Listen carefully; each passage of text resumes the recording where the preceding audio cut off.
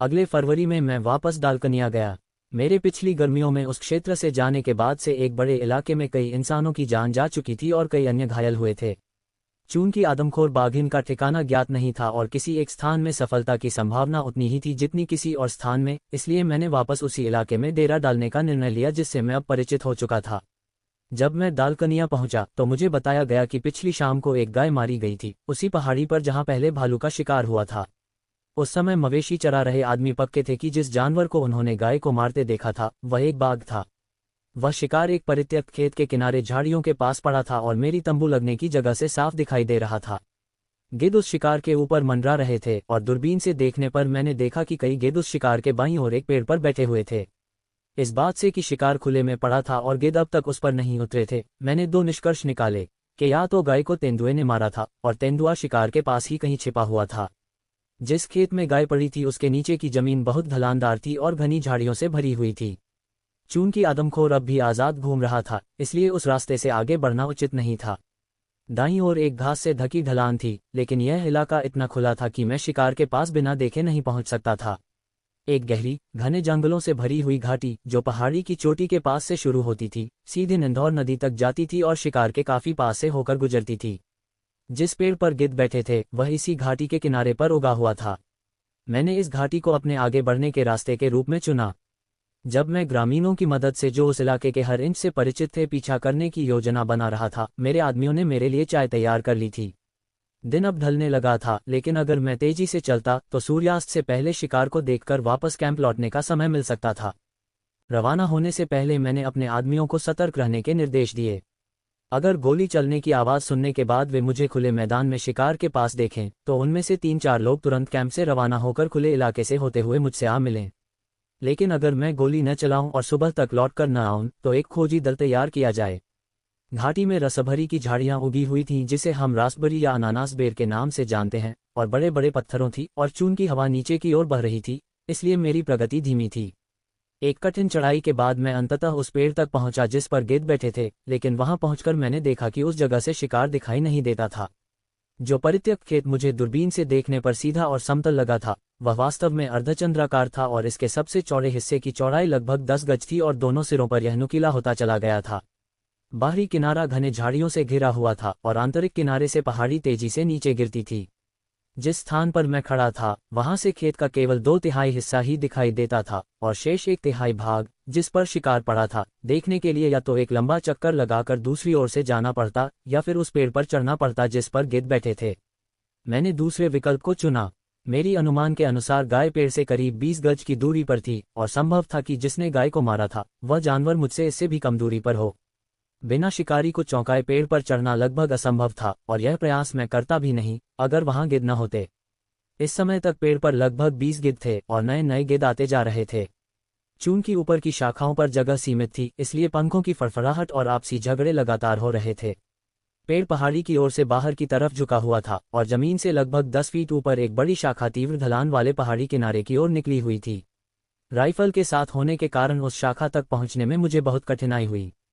मैंने इंतजार किया जब तक कि गिद्धों में एक नई लड़ाई शुरू नहीं हो गई और उसी समय शाखा पर आगे बढ़ गया। यह एक कठिन संतुलन वाला काम था जहां जरा सी फिसलन या चूक 100 फीट या उससे भी अधिक गहराई में पत्थरों पर गिरने का कारण बन सकती थी। किसी तरह पेड़ की एक दोमुहे हिस्से तक पहुंचकर मैं वहां बैठ गया। अब शिकार मेरी पूरी दृष्टि में था जिससे केवल कुछ ही पाउंड मांस खाया गया था। मैं इस स्थिति में लगभग 10 मिनट से बैठा था और मेरी यह जगह काफी असुविधाजनक साबित हो रही थी। तभी 2 गिद्ध जो मंडरा रहे थे और पेड़ पर उतरने को लेकर असमंजस में थे, गाय से थोड़ी दूरी पर खेत में उतर आए। वे अभी ठीक से उतरे ही थे कि तुरंत फिर उड़ गए और उसी क्षण शिकार के किनारे की झाड़ियों में हल्की सी हरकत हुई और खुले में एक शानदार नर तेंदुआ बाहर निकला। जिन लोगों ने कभी तेंदुए को उसके अपने प्राकृतिक परिवेश में अनुकूल रोशनी और शांत वातावरण में नहीं देखा है, वे उसकी चाल की अद्भुत लय, उसके शरीर पर फैले रंगों की विलक्षण सुंदरता और उसके पूरे अस्तित्व में बसी हुई गरिमा की कल्पना भी नहीं कर सकते। हमारे भारतीय जंगलों में ये सबसे अधिक आकर्षक, सबसे सजीव और सबसे सुंदर प्राणी है और उसकी खासियतें केवल उसके रूप या रंग तक सीमित नहीं हैं। वजन के अनुपात में उसकी ताकत किसी भी अन्य जानवर से कम नहीं, और जहां तक साहस की बात है वह निडरता का चलता फिरता उदाहरण है। ऐसे प्राणी को केवल उसकी जाति के आधार पर, जैसा कि भारत के कुछ हिस्सों में होता है, हानिकारक जीव कह देना एक अन्याय है। लेकिन जितना सुंदर वह तेंदुआ था जो उस समय मेरे सामने खड़ा था, उसकी किस्मत तय हो चुकी थी।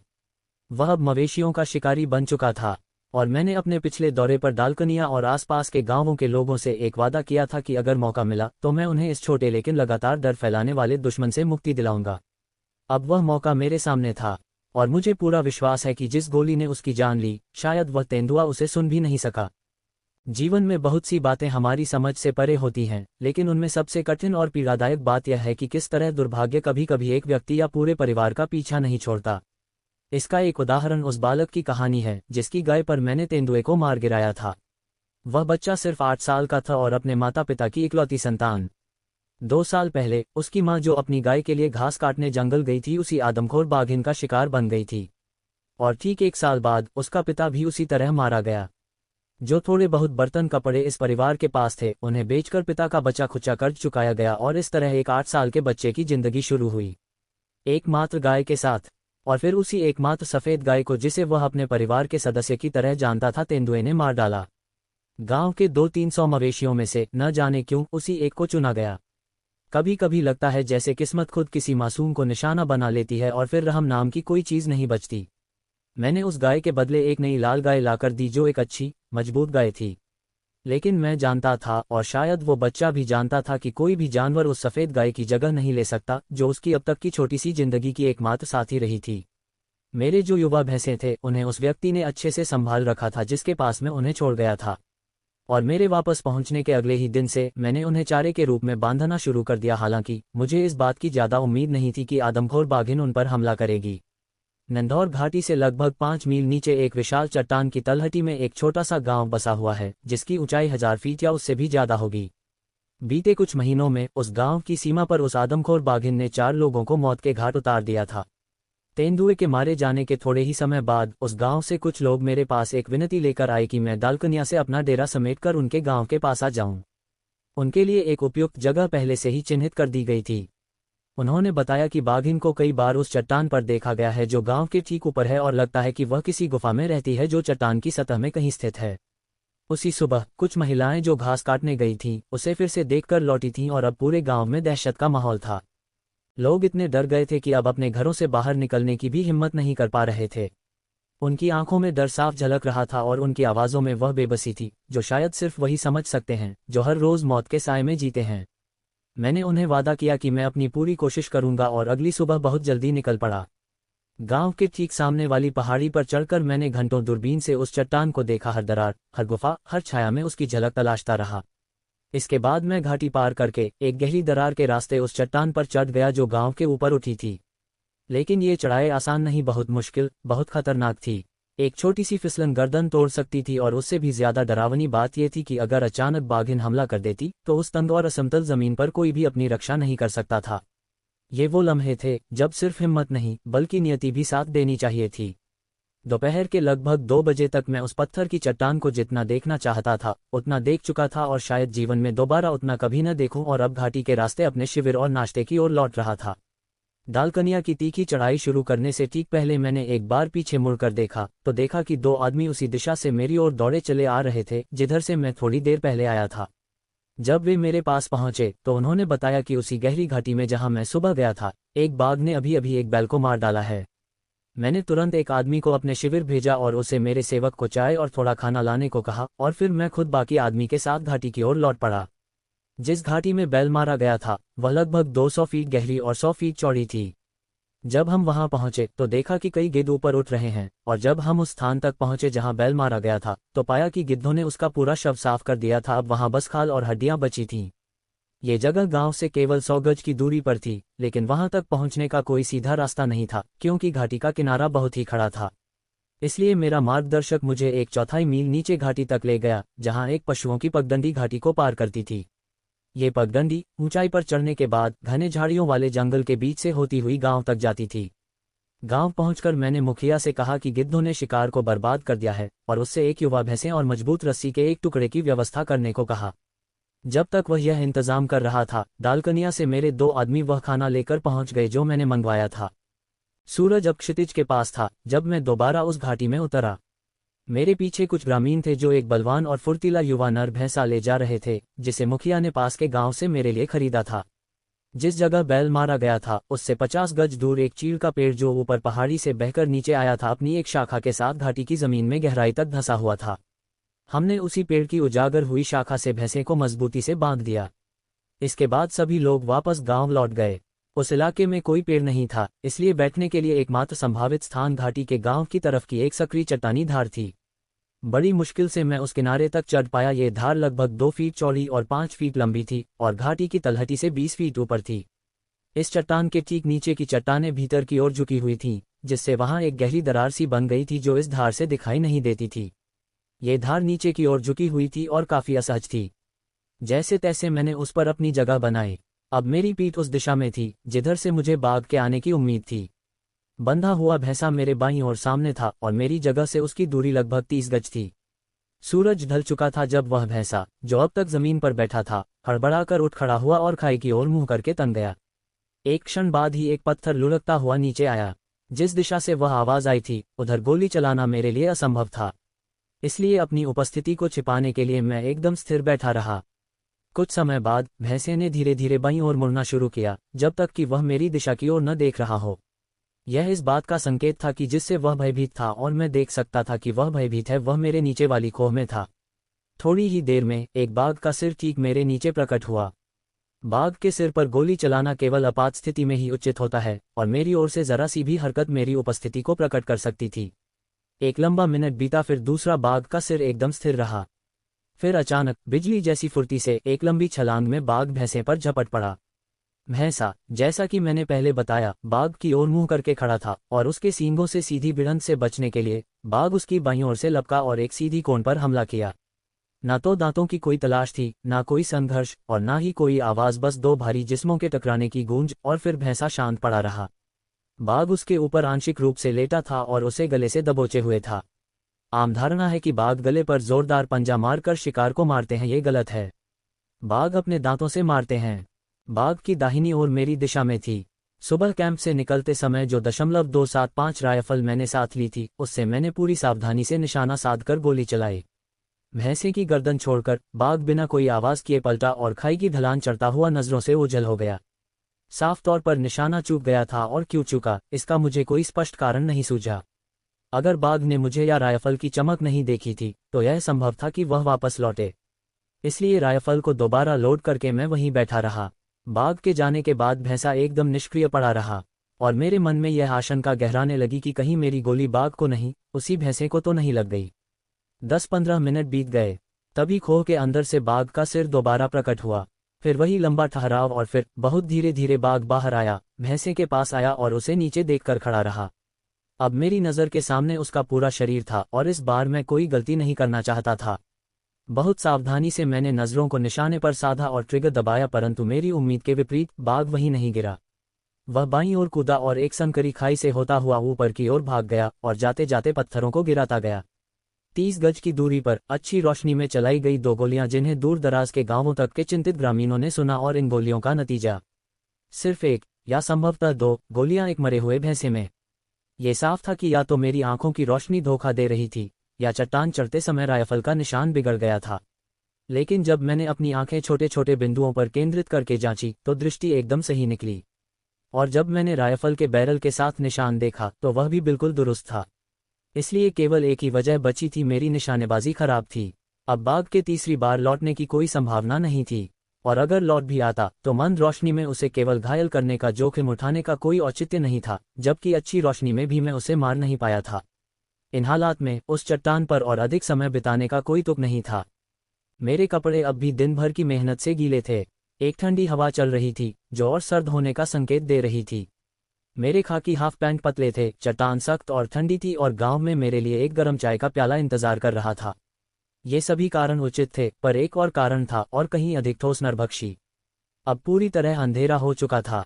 मेरे और गांव के बीच लगभग 1/4 मील की दूरी थी, जिसमें एक पत्थरों से भरी खाई और एक टेढ़ा मेढ़ा रास्ता था जो घने झाड़ झंखाड़ों से होकर गुजरता था। गांव वालों का ये शक तो था कि जो बाघ उन्होंने पिछले दिन देखा था और जिस पर मैंने अभी अभी गोली चलाई थी वही नरभक्षी था, पर मेरे पास नरभक्षी की मौजूदगी को लेकर कोई ठोस जानकारी नहीं थी। और चाहे वह उस समय 50 मील दूर रही हो, ये भी संभव था कि वह मुझसे सिर्फ 50 गज की दूरी पर बैठकर मुझे देख रही हो। तो जितना असुविधाजनक वह स्थान था, समझदारी इसी में थी कि मैं वहीं रुका रहूं। जैसे जैसे समय बीतता गया, मेरे मन में यह विश्वास गहराता गया कि रात में नरभक्षी का शिकार करना कोई ऐसा शौक नहीं है जो मुझे रासाता हो, और अगर यह बाघ दिन के उजाले में नहीं मारा जा सकता तो इसे उम्रदराज होकर मरने देना ही बेहतर होगा। यह विचार और भी प्रबल हो गया जब, ठंड और अकड़न से जूझता हुआ, मैंने सूरज की पहली रोशनी में नीचे उतरना शुरू किया और ओस से भीगी चट्टान पर फिसलकर पैर हवा में और पीठ नीचे नीचे आ गिरा। सौभाग्य से नीचे रेत थी, ना मुझे चोट आई, ना राइफल को कोई नुकसान पहुंचा। सुबह अभी ठीक से हुई भी नहीं थी, फिर भी मैंने देखा कि गांव जाग चुका था। कुछ ही देर में मैं लोगों की भीड़ के बीच घिर गया। चारों ओर से उत्सुक सवालों की बौछार होने लगी और उनके जवाब में मैं बस इतना ही कह सका कि मैं पूरी रात एक काल्पनिक बाग पर खाली कारतूस चला रहा था। एक तेज आग के पास बैठकर चाय का गर्म प्याला पीने से शरीर और आत्मा दोनों को काफी राहत मिली। फिर गांव के ज्यादातर मर्दों और सभी लड़कों के साथ मैं उस चट्टान की ओर गया जो खाई के ऊपर निकली हुई थी, ठीक उस जगह के ऊपर जहां मैंने रात बिताई थी। वहां जमा लोगों को मैंने विस्तार से बताया कि कैसे बाघ मेरे नीचे की खोह से निकला और भैंसे पर झपट पड़ा, और फिर जब मैंने गोली चलाई तो वह किस दिशा में भागा। और जब मैंने खाई की ओर इशारा किया तो अचानक एक उत्तेजित आवाज आई, देखो साहब, बाघ मरा पड़ा है। पूरी रात की जाग के कारण मेरी आंखें थकी हुई थीं, लेकिन जब मैंने दोबारा ध्यान से देखा तो इनकार की कोई गुंजाइश नहीं थी, वाकई वहां बाघ मरा पड़ा था। फिर स्वाभाविक सवाल आया, 20-30 मिनट बाद आपने दूसरी गोली क्यों चलाई? मैंने बताया कि बाघ दोबारा उसी जगह से निकला था और जब वह भैंसे के पास खड़ा था तभी मैंने दूसरी गोली चलाई और फिर वह खाई के उस पार भाग गया था। मेरी बात अभी पूरी भी नहीं हुई थी कि वहां फिर से जोरदार आवाजें उठीं और अब की बार महिलाओं और लड़कियों की आवाजें भी उनमें शामिल थी, देखो साहब, वहां दूसरा बाघ भी मरा पड़ा है। दोनों बाघ एक ही आकार के लग रहे थे और दोनों वहीं से 60 गज की दूरी पर मरे पड़े थे जहां से मैंने गोली चलाई थी। जब इस दूसरे बाघ के बारे में गांव वालों से पूछा गया तो उन्होंने कहा कि जब 4 इंसानों की हत्या हुई थी और फिर एक दिन पहले जब बैल मारा गया तब केवल एक ही बाघ को देखा गया था। बाघों का प्रजनन काल नवंबर से लेकर अप्रैल तक फैला होता है। अगर इन 2 बाघों में से कोई एक नरभक्षी थी तो ये साफ था कि उसने खुद के लिए एक साथी ढूंढ लिया था। लगभग 200 गज नीचे जहां मैं बैठा था वहां से एक उतरने का रास्ता मिला। पूरे गांव की भीड़ के साथ मैं मरे हुए भैंसे के पास से गुजरा और पहले बाघ के शव तक पहुंचा। जैसे जैसे मैं पास पहुंचा, मन में आशा जगी क्योंकि वह एक बूढ़ी बाघिन थी। मैंने राइफल पास खड़े आदमी को थमाए और घुटनों के बल बैठकर उसके पंजे देखने लगा। उस दिन जब बाघिन ने गेहूं काट रही औरतों पर घात लगाने की कोशिश की थी तब खेत के किनारे उसकी कुछ बेहद साफ पदचिह्न छूट गई थीं। वे पदचिह्न नरभक्षी के पहले संकेत थे जो मैंने देखे थे और उन्हें मैंने बड़े ध्यान से परखा था। वे बताते थे कि वह एक बहुत बूढ़ी बाघिन थी, उसके पंजे उम्र के साथ फैल चुके थे।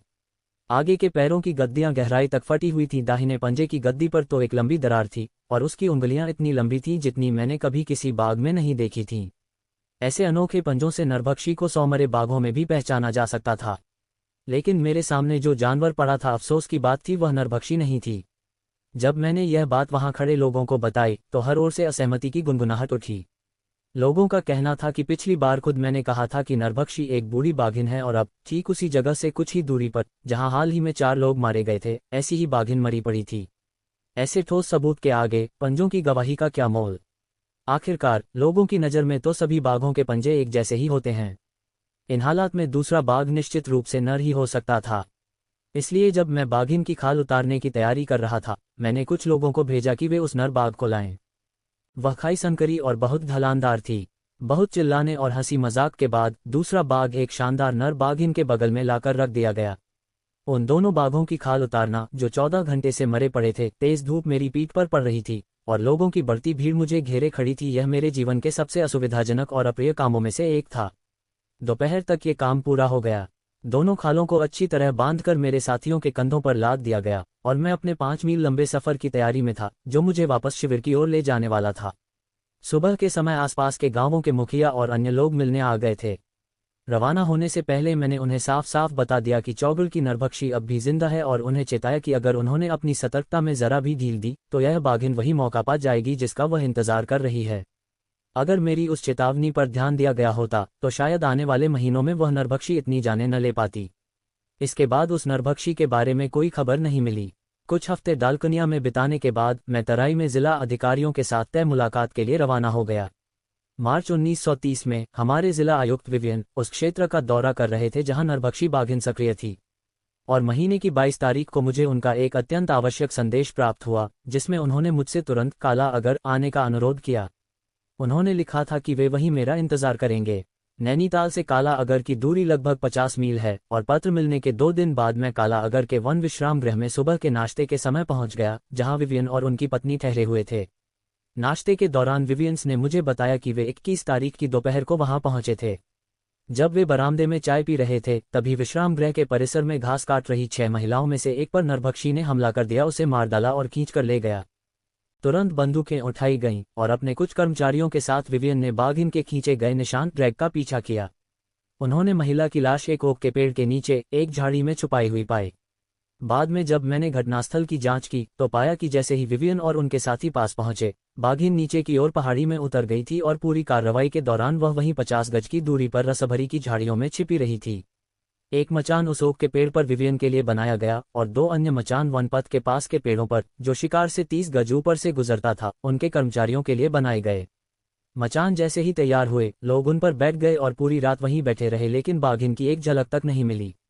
अगली सुबह महिला के शव को अंतिम संस्कार के लिए ले जाया गया और विश्राम गृह से लगभग आधा मील दूर वनपथ पर एक कम उम्र का भैंसा बांध दिया गया। उसी रात बाघिन ने उसे मार डाला। अगली शाम विवियंस ने भैंसे के शव के पास बैठकर बाघिन का इंतजार किया। उस रात चांद नहीं था। जैसे जैसे अंधेरा गहराता गया और पास की चीजें धुंधली होने लगी, उन्होंने पहले आवाज सुनी और फिर एक आकृति दिखाई दी जो शिकार की ओर आ रही थी। कम रोशनी के कारण वे उसे भालू समझ बैठे। यदि ये दुर्भाग्यपूर्ण गलती न हुई होती तो उनका ये साहसी प्रयास निश्चित रूप से सफल होता, क्योंकि दोनों विवियन बहुत अच्छे निशानेबाज थे और संभव है कि उस रात वे नरभक्षी का शिकार कर चुके होते। 25 तारीख को विवियन दंपति काला अगर छोड़कर चले गए और उसी दिन दलकनिया से मेरे 4 भैंसे भी आ पहुंचे। चूंकि अब लगने लगा था कि बाघिन इस प्रकार के चारे को स्वीकार कर सकती है, मैंने उन्हें वन मार्ग के किनारे कुछ 100 गज की दूरी पर अलग अलग बांध दिया। 3 रातें लगातार बाघिन इन भैंसों के एकदम पास से गुजरी, पर उन्हें छुआ तक नहीं। लेकिन चौथी रात, जो भैंसा विश्रामगृह के सबसे निकट था, उसे मार डाला गया। सुबह जब मैंने शिकार की जगह की जांच की तो ये देखकर निराशा हुई कि भैंसे को उस बाघिन ने नहीं, बल्कि एक जोड़ी तेंदुओं ने मारा था, जिनकी आवाजें मैंने पिछली रात बंगले के ऊपर पहाड़ी से सुनी थीं। मैं इस इलाके में गोली चलाने से बचना चाहता था, क्योंकि ऐसा करने से बाघिन डरकर कहीं और निकल सकती थी। लेकिन ये भी स्पष्ट था कि अगर मैंने तेंदुओं को नहीं मारा तो वे मेरे बाकी बचे 3 भैंसों को भी मार डालेंगे। इसलिए मैं चुपचाप उनकी ओर बढ़ा, जो शिकार की जगह के ऊपर बड़ी चट्टानों पर धूप सेंक रहे थे, और दोनों को मार गिराया। काला अगर बंगले से निकलने वाली वनपथ पश्चिम की दिशा में कई मील तक फैली हुई है, जो चीड़, बांज और बुरांश के बेहद सुंदर जंगलों से होकर गुजरती है। इस जंगल में कुमाऊं के बाकी हिस्सों की तुलना में सांभर, काकड़ा और सुअर जैसे जंगली जानवर अपेक्षाकृत अधिक संख्या में पाए जाते हैं, साथ ही पक्षियों की तो भरमार है। 2 बार मुझे संदेह हुआ कि बाघिन ने इस जंगल में सांभर का शिकार किया है। दोनों बार मैं उस खून से सनी जगह तक तो पहुंचा जहां जानवर मारा गया था, लेकिन शिकार नहीं मिल पाया। अगले 14 दिनों तक मैंने दिन के सारे घंटे या तो वनपथ पर बिताए, जिस पर मेरे अलावा कोई नहीं चलता था, या फिर जंगल में। और उन 2 हफ्तों में केवल 2 बार मैं बाघिन के पास पहुंच सका। पहली बार तब जब मैं काला अगर की पहाड़ी की दक्षिणी ढलान पर बसे एक अलग थलग गांव में गया था। ये गांव पिछले साल नरभक्षी के आतंक के कारण खाली कर दिया गया था। वापसी में मैंने एक मवेशियों की पगडंडी पकड़ी, जो पहाड़ी की चोटी पार कर दूसरी ओर उतरती हुई वनपथ से जा मिलती थी। जैसे ही मैं एक चट्टानों के ढेर के पास पहुंचा, मुझे अचानक एक अनजाना खतरा महसूस हुआ। चोटी से वनपथ तक की दूरी लगभग 300 गज थी। पगडंडी पहले तीव्र ढलान में कुछ गज नीचे जाती थी, फिर दाहिनी ओर मुड़ती और पहाड़ी को तिरछे काटती हुई लगभग 100 गज आगे बढ़ती थी। इसी हिस्से के दाहिने ओर चट्टानों का वह ढेर स्थित था। उसके आगे एक तीखा मोड़ पगडंडी को बाईं ओर ले जाता था, और 100 गज बाद एक और मोड़ उसे नीचे उतरता हुआ वनपथ से जोड़ देता था। मैं इस पगडंडी से कई बार जा चुका था, लेकिन ये पहला मौका था जब मैं चट्टानों के पास पहुंचकर ठिठक गया। उन चट्टानों से बचने के लिए या तो मुझे घने झाड़ियों में सैकड़ों गज तक घुसकर जाना पड़ता, या फिर एक लंबा चक्कर लगाकर ऊपर से निकलना होता। पहला विकल्प बेहद खतरनाक था, और दूसरे के लिए समय नहीं था, क्योंकि सूरज ढलने को था और मुझे अभी 2 मील और चलना था। इसलिए चाहूंगा न चाहूं, मुझे चट्टानों का सामना करना ही था। हवा पहाड़ी की ओर ऊपर की दिशा में बह रही थी, जिससे पगडंडी के बाएं तरफ की घनी झाड़ियों की ओर से मुझे चिंता नहीं थी। मैंने अपनी पूरी सतर्कता दाईं ओर की चट्टानों पर केंद्रित कर दी। सिर्फ 100 फुट का फासला था जिसे पार करना था, और वह मैंने धीरे धीरे, कदम दर कदम, एक अजीब तरीके से पार किया, शरीर को चट्टानों की ओर घुमाकर, कंधे पर बंदूक ताने हुए, किनारे किनारे चलते हुए। अगर कोई देख रहा होता तो ये दृश्य काफी विचित्र लगता। चट्टानों से 30 गज आगे एक खुला घास का मैदान था जो पगडंडी के दाईं ओर से शुरू होकर पहाड़ी की ओर 50-60 गज तक फैला हुआ था। चट्टानों और मैदान के बीच कुछ झाड़ियां थीं जो दृश्य को छिपा रही थीं। इसी मैदान में एक काकर चर रही थी। मैंने उसे पहले देख लिया, उसने मुझे बाद में देखा। मैं अपनी चाल धीमी रखे आगे बढ़ता रहा और नज़र के किनारे से उसे देखता रहा। जैसे ही उसने मुझे देखा उसने अपना सिर ऊपर उठा लिया, लेकिन क्योंकि मैं उसकी ओर सीधे नहीं देख रहा था और धीरे धीरे आगे बढ़ रहा था, वह वहीं स्थिर खड़ी रही जैसा कि ये जानवर तब करते हैं जब उन्हें लगता है कि उन्हें नहीं देखा गया है। जैसे ही मैं हेयपिन मोड़ तक पहुंचा, मैंने कंधे के ऊपर से पीछे देखा और पाया कि काकर ने फिर सिर नीचे कर लिया है और घास चरने में लग गई है। मोड़ पार कर मैं थोड़ा ही आगे बढ़ा था कि काकर अचानक पहाड़ी की ओर पागलों की तरह भौंकती हुई भागी। मैं तेजी से कुछ कदम पीछे लौटा और ठीक समय पर पगडंडी के निचले हिस्से में झाड़ियों के बीच कुछ हलचल देखी। ये साफ था कि काकर ने बाघिन को देख लिया था और वह जगह जहां से वह दिख सकती थी पगडंडी ही थी। जो हलचल मैंने देखी थी वह शायद किसी पक्षी के उड़ने से हुई हो, लेकिन ये भी हो सकता है कि वह बाघिन ही हो। किसी भी हाल में आगे बढ़ने से पहले थोड़ी जांच जरूरी थी। चट्टानों के नीचे से रिसकर आ रहे पानी ने लाल मिट्टी की पगडंडी को गीला कर दिया था, जिससे उस पर पैरों के निशान बहुत साफ बन जाते थे। उसी गीली मिट्टी पर मेरे पदचिह्न बने हुए थे और उन पर अब बाघिन के फैले हुए पंजों के ताजे निशान थे। बाघिन चट्टानों से कूदकर मेरे पीछे आई थी और तब तक मेरा पीछा करती रही जब तक काकर ने उसे देख नहीं लिया और चेतावनी नहीं दी। तब बाघिन पगडंडी छोड़कर झाड़ियों में घुस गई, वहीं जहां मैंने हलचल देखी थी। बाघिन को इस इलाके का हर इंच जरूर मालूम था। चट्टानों पर मुझे मारने का मौका चूकने के बाद और पहला हेयपिन मोड़ पर उसका प्रयास काकर ने विफल कर दिया, तो अब वह शायद घनी झाड़ियों से होकर दूसरे मोड़ पर मेरी राह काटने की कोशिश कर रही थी। अब इस पगडंडी पर आगे बढ़ना उचित नहीं था, इसलिए मैं काकर के पीछे पीछे खुले मैदान की ओर बढ़ा और फिर बाईं ओर मुड़ते हुए नीचे उतरकर जंगल वाली सड़क पर आ गया। अगर उस समय दिन में थोड़ा और उजाला होता तो मुझे पूरा यकीन है कि मैं उस शाम बाघिन पर भारी पड़ सकता था, क्योंकि जब वह चट्टानों की आड़ से बाहर आई तो हालात पूरी तरह मेरे पक्ष में थे। मुझे इस इलाके की उतनी ही जानकारी थी जितनी बाघिन को, और जहां उसे मेरे इरादों का कोई अंदाजा नहीं था वहीं मुझे उसके इरादों का पूरा एहसास था। यह मेरे लिए एक बड़ी बढ़त थी, लेकिन हालांकि परिस्थिति मेरे पक्ष में थी, शाम ढलने की वजह से मैं उनका लाभ नहीं उठा सका। मैंने पहले भी उस संवेदना का जिक्र किया है जो हमें आने वाले खतरे की चेतावनी देती है, और मैं इस विषय पर ज्यादा चर्चा नहीं करूंगा, सिवाय इसके कि यह भावना बिल्कुल असली होती है और मुझे नहीं मालूम कि यह कैसे काम करती है। उस दिन मैंने न तो बाघिन को देखा, न उसकी कोई आवाज सुनी, और न ही किसी पक्षी या जानवर ने उसकी उपस्थिति का कोई संकेत दिया। फिर भी मुझे एक पल के लिए भी कोई शक नहीं था कि वह चट्टानों में मेरी प्रतीक्षा कर रही थी। उस दिन मैं कई घंटे जंगल में घूमता रहा था और मीलों तक बहुत सावधानी से चलता रहा, लेकिन एक बार भी मन में कोई बेचैनी नहीं हुई। फिर जैसे ही मैं पहाड़ी की चोटी पर पहुंचा और मेरी नज़र चट्टानों पर पड़ी, एक अजीब सी जानकारी भीतर से आई, वहां मेरे लिए खतरा छिपा था। कुछ ही मिनटों बाद काकर की चेतावनी भरी पुकार और मेरी ही पदचिन्हों पर बाघिन के फैले हुए पंजों के निशान इस आंतरिक चेतावनी की पुष्टि बन गए। मेरे उन श्रोताओं के लिए जिन्होंने अब तक मेरी इस कथा का धैर्यपूर्वक साथ दिया है, मैं अपने उस पहले और अंतिम सामना का स्पष्ट और विस्तारपूर्वक वर्णन करना चाहता हूं जो मेरा बाघिन से हुआ। यह मुलाकात 11 अप्रैल 1930 की दोपहर में हुई, ठीक 19 दिन बाद जब मैं काला आगार पहुंचा था। उस दिन दोपहर के ठीक 2 बजे मैं अपने 3 भैंसों को जंगल की सड़क के तय किए हुए स्थानों पर बांधने के इरादे से निकला। जब मैं बंगलों से लगभग 1 मील दूर उस जगह पहुंचा जहां सड़क एक पहाड़ी कंधे को पार करके उत्तर दिशा से पश्चिम की ओर मुड़ती है, तो मुझे लकड़ी बटोरने वाले लोगों का एक बड़ा समूह मिला। उसी समूह में एक बुजुर्ग आदमी था जिसने नीचे की ढलान की ओर एक छोटी सी बलूत की झाड़ियों की ओर इशारा करते हुए कहा कि यहीं उस मारे गए लड़के का शव मिला था, उसका इकलौता बेटा जिसकी उम्र सिर्फ 18 साल थी। मैंने उस पिता से पहले कभी यह कहानी नहीं सुनी थी, इसलिए जब हम सड़क के किनारे बैठकर बीड़ी पी रहे थे तब उसने मुझे पूरा किस्सा सुनाया, बताया कि कहाँ उसका बेटा मारा गया और अगले दिन उसके शव का जो कुछ बचा था वह कहाँ मिला। वो बूढ़ा आदमी उस दिन लकड़ी बटोरने गए 25 लोगों को अपने बेटे की मौत का जिम्मेदार ठहरा रहा था। कड़वाहट के साथ कह रहा था कि वे सब भाग गए और उसके बेटे को बाघ के सामने अकेला छोड़ दिया। मेरे पास बैठे कुछ लोग उसी 25 लोगों के दल में थे। उन्होंने यह इल्जाम सख्ती से नकारा और उल्टा उस लड़के को दोषी ठहराया कि उसने बाघ की दहाड़ सुनकर चीख लगाई और सबको जान बचाकर भागने को कहा, जिससे भगदड़ मच गई।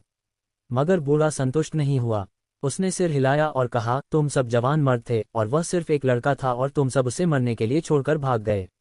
मुझे अफसोस हुआ कि मैंने ऐसा सवाल पूछ लिया जिससे ये बहस छिड़ गई, और उस बूढ़े को थोड़ा दिलासा देने के लिए, चाहे उसका कोई व्यावहारिक फायदा न भी हो, मैंने कहा कि मैं अपने एक भैंसे को वहीं बांध दूंगा जहां उसने कहा था कि उसका बेटा मारा गया था।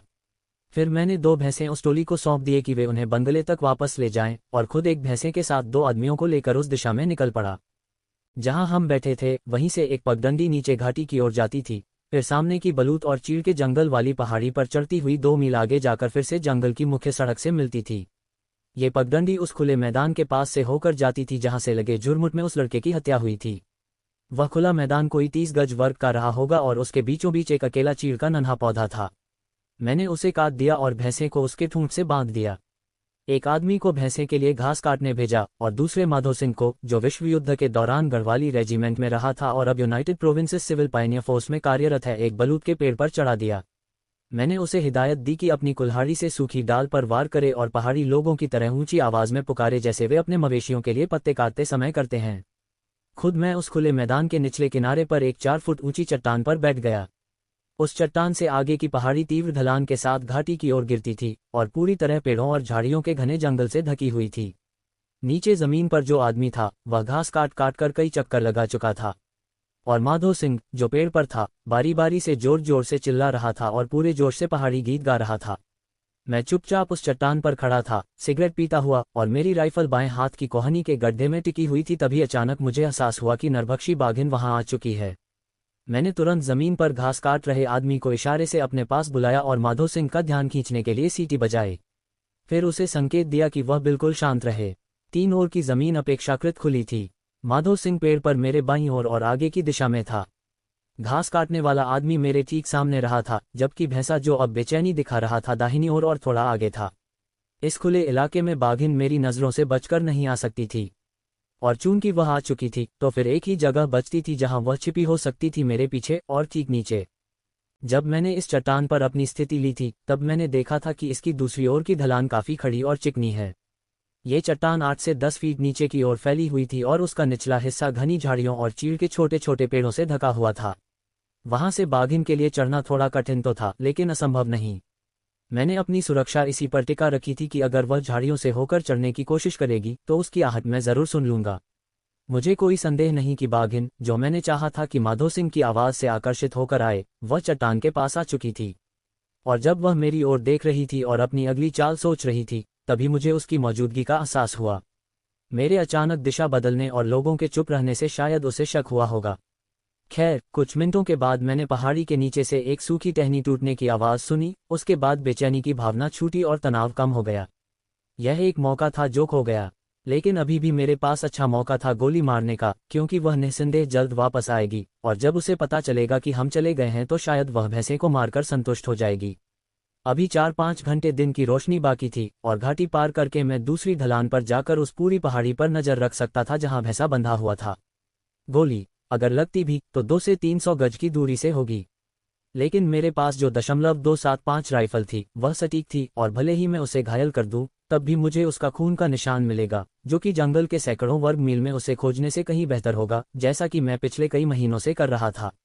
लेकिन लोग एक मुश्किल थे। उन्हें अकेले बंगलो वापस भेजना तो मौत के बराबर होता, इसलिए मजबूरी में मैंने उन्हें अपने साथ रखा। मैंने भैंसे को ऐसे पेड़ की ठोंठ से बांधा कि बाघिन उसे ले जाकर नहीं छीन सके। फिर मैंने खुली जगह छोड़कर रास्ते पर लौटकर उस योजना को अमल में लाने की ठानी, जिसमें मैंने दूसरी पहाड़ी से गोली मारने की कोशिश करनी थी। लगभग 100 गज आगे जाकर मुझे एक घाटी मिली। घाटी के दूसरी तरफ रास्ता बहुत घने झाड़ियों में चला जाता था। 2 आदमियों के साथ इतने घने जंगल में जाना ठीक नहीं था, इसलिए मैंने घाटी के रास्ते जाने का फैसला किया। घाटी के अंत तक जाकर मैं वापस घाटी में चढ़कर घास काटने वाले रास्ते पर पहुंच जाऊंगा। घाटी लगभग 10 गज चौड़ी और 4-5 फीट गहरी थी। जैसे ही मैं उसमें उतर रहा था, एक नाइटजार पक्षी उस चट्टान से उड़ गया जिस पर मैंने हाथ रखा था। उस जगह को देखने पर मैंने 2 अंडे देखे।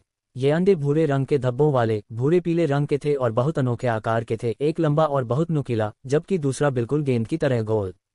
चूंकि मेरी संग्रह में नाइटजार के अंडे नहीं थे, मैंने सोचा कि इस अनोखे जोड़े को अपने संग्रह में जोड़ूं। मेरे पास कोई डब्बा या कंटेनर नहीं था जिसमें मैं अंडे रख सकूं, इसलिए मैंने अपने बाएं हाथ को कटोरे की तरह बनाया और अंडों को उसमें रखा, साथ में थोड़ा सा काई भी भर दी। जैसे जैसे मैं घाटी के नीचे उतर रहा था, घाटी की दीवारें ऊंची होती जा रही थीं, और जहां मैं अंदर घुसा था वहां से 60 गज दूर एक गहरा खड्डा था, लगभग 12 से 14 फीट गहरा। बारिश के पानी ने इस पहाड़ी घाटी की चट्टानों को कांच की तरह चिकना बना दिया था, और चट्टान इतनी खड़ी थी कि उस पर पैर टिकाना नामुमकिन था। इसलिए मैंने बंदूक पुरुषों को दे दी और किनारे पर बैठकर धीरे धीरे नीचे फिसलने लगा। मेरे पैर अभी रेतीले तल पर टिके भी नहीं थे कि दोनों आदमी एक छलांग लगाकर मेरे दोनों तरफ उतर गए और मेरी हथेली में बंदूक थमाते हुए बहुत बेचैन होकर पूछा कि क्या मैंने बाघ की आवाज़ सुनी। असल में मैंने कुछ नहीं सुना था, शायद इसलिए क्योंकि मेरे कपड़े चट्टान से रगड़ रहे थे। जब मैंने उनसे पूछा तो उन्होंने कहा कि उन्होंने पास से कहीं गहरा गरजता हुआ आवाज़ सुनी थी, लेकिन वे यह नहीं बता सके कि वह आवाज़ किस दिशा से आई थी। जब बाघ अपने शिकार की तलाश में होता है तो वह गरजता नहीं है, इसलिए इसका कोई संतोषजनक जवाब नहीं है। मेरी यह सिर्फ एक संभावना हो सकती है कि बाघिन ने हमें खुली जगह छोड़ने के बाद पीछा किया और जब देखा कि हम घाटी के नीचे उतर रहे हैं तो वह आगे बढ़ गई और घाटी के उस हिस्से पर आ गई जहां वह आधी हो गई थी, और जब वह मुझ पर छलांग लगाने वाली थी तब मैं फिसलते हुए उसकी नज़रों से ओझल हो गया, जिससे वह निराश होकर धीमी गरज निकाल बैठी। ये पूरी तरह संतोषजनक कारण नहीं है, जब तक कि कोई यह न मान ले बिना किसी ठोस वजह के कि उसने मुझे अपना शिकार चुना था और इसलिए उसे उन दोनों पुरुषों में कोई दिलचस्पी नहीं थी। जहां हम तीनों एक साथ खड़े थे वहां हमारे पीछे चिकनी और खड़ी चट्टान थी, हमारे दाईं ओर घाटी के ऊपर थोड़ा झुकी हुई 15 फीट ऊंची चट्टान की दीवार थी और बाईं ओर 30 से 40 फीट ऊंची बड़ी बड़ी चट्टानों का ढेर था। जिस रेतीले घाटी के तल पर हम खड़े थे उसकी लंबाई लगभग 40 फीट और चौड़ाई 10 फीट थी। रेत के इस ढेर के निचले छोर पर एक बड़ा चीड़ का पेड़ गिरा हुआ था जिसने घाटी को बांध दिया था और रेत वहीं जमा हुई थी। झुकी हुई चट्टान की दीवार उस पेड़ से लगभग 12 से 15 फीट पहले खत्म हो रही थी। जब मैं उस चट्टान के अंत की ओर बढ़ा तो मेरे पैर रेत पर बिल्कुल भी आवाज नहीं कर रहे थे और मैंने सौभाग्य से देखा कि रेत वाला हिस्सा चट्टान के पीछे तक जारी था। इस चट्टान जिसके बारे में मैंने इतना कुछ कहा है, मैं इसे सबसे अच्छे ढंग से एक विशाल स्कूल स्लेट के रूप में वर्णित कर सकता हूं, जो अपने छोर पर 2 फीट मोटी थी और अपने लंबे किनारों में से एक पर पूरी तरह से खड़ी नहीं थी।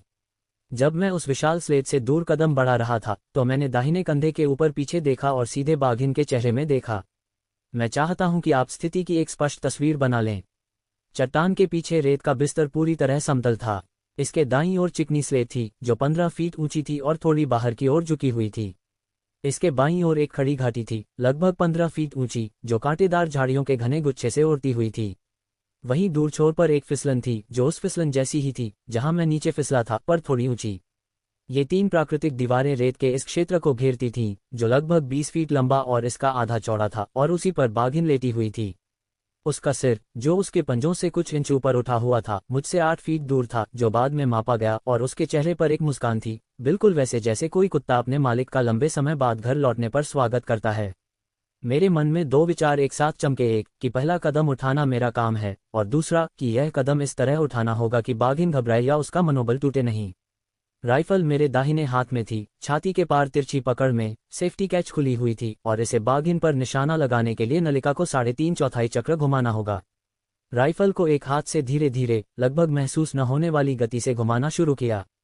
जब 1/4 चक्र पूरा हुआ तो राइफल की तिनकी मेरी दाईं तरफ छू गई। अब मेरा हाथ फैलाना जरूरी था और जैसे ही तिनकी मेरे शरीर से दूर हुई, राइफल का घूमना बहुत धीमे धीमे जारी रहा। मेरा हाथ पूरी तरह फैल चुका था और राइफल का वजन महसूस होने लगा था।